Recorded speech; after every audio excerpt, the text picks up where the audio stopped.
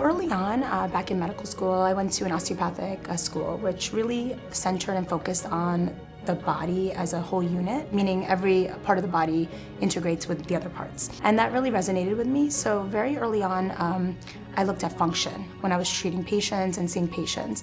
Then when I chose my specialty, I took that into consideration and I picked physical medicine and rehabilitation because it was all about the body rehabbing itself and your physical body. As I was going through my residency, it was very rewarding, but I reached a point where I kind of hit a wall. And so I decided to go even further into specialty training, where I did an interventional fellowship, where I learned very advanced interventional techniques to help patients with their pain and their function, and in addressing their individual body parts to really get them back to functioning, give them their quality of life back, and just get them back to living life.